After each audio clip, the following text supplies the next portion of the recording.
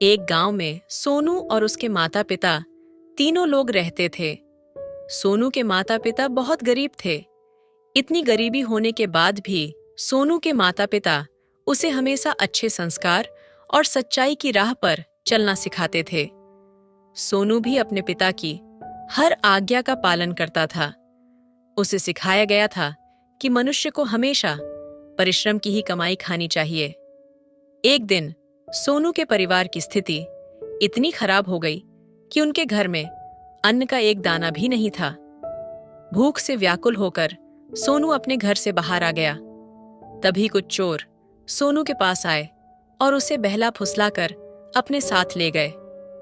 सोनू भी चोरों की बातों में आकर उनके साथ चोरी करने निकल पड़ा और चोरी करने के बाद सोनू अपने हिस्से के 100 रुपये लेकर अपने घर आ गया और बोला, पिताजी, मैं अपने परिश्रम से ये 100 रुपए लाया हूँ।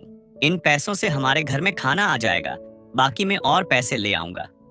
सोनू के पास इतने पैसे देख उसके पिता गहरी सोच में पड़ गए और कुछ देर सोचने के बाद बोले, बेटा सोनू, तुमने ऐसा कौन सा कार्य किया है जिसके बदले में तुम्हें इतने पैसे मिले हैं?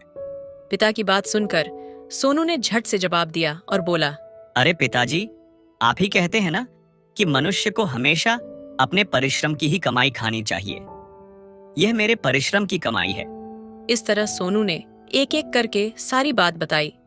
सारी बात सुनकर उसके पिता आश्चर्यचकित रह गए और बोले, सोनू, अब मेरी बात बड़े ध्यान से सुनो। कमाई मात्र परिश्रम की ही नहीं, बल्कि ईमानदारी की भी होनी चाहिए।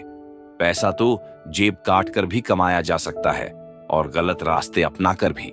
गलत तरीके से धन कमाने में भले ही कितना भी परिश्रम किया गया हो, लेकिन वह धन कभी भी स्वीकारा नहीं जा सकता। इस कहानी से हमें यह शिक्षा मिलती है कि हर माँ बाप को अपने बच्चों को सत्कर्म और सत्मार्ग पर चलने की शिक्षा देनी चाहिए। साथ ही मेहनत, परिश्रम और ईमानदारी से ही धन अर्जन करना चाहिए, अनैतिक मार्ग से नहीं।